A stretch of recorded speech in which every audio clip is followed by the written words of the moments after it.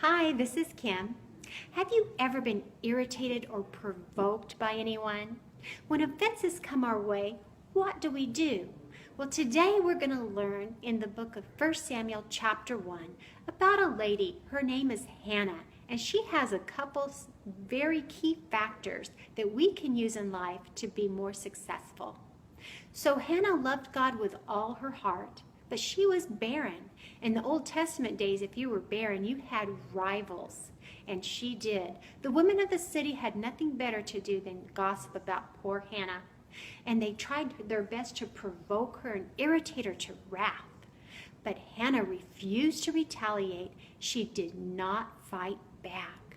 We learn in Ephesians 6:12 that we do not wrestle against flesh and blood. God is speaking to you and me. Do not fight humans.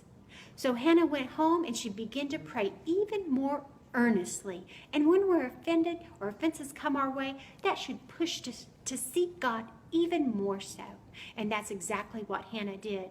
And then her husband came into the home and said, "Hanna, why do you pray and weep so? Don't you know I'm better for you than 10 sons? That could have offended Hanna even more.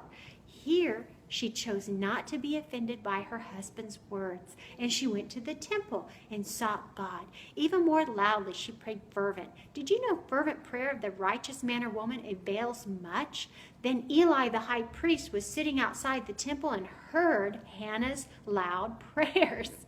He came running in to see what all the commotion was about. "Hanna, woman, are you drunk?" Eli said to her. And she said, "No, I'm not drunk. I'm seeking the blessing of God." So Eli saw that spark of faith within Hanna had become a flame of faith. And he said, "Hanna, be on your way, for the blessing of the Lord is upon you this day. God will give you what you're asking him for." So Hanna went home. And a year later, she went back to the high priest Eli and said, "Look, my husband and I have our miracle. God blessed us with a son."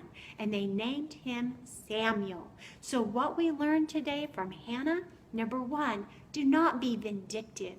When you have a wounded spirit from offenses, sometimes with a wounded spirit, we try to vindicate ourselves or repay. And God said by doing that, you're suing God for the damages done to you. And he said, don't do that. Don't fight others. Don't fight humans. "Vengeance is mine," says the Lord. "I will repay." So we learn by Hanna, do not fight others. Number 2, we learn humble ourselves. As we humble ourselves and seek God, he will give to us what we need. And number 3, as we humble ourselves and seek God, it primes our hearts. We have fertile ground. We are primed and pumped for a miracle. So, as you put these keys to practice in your life, your miracle is on your way today.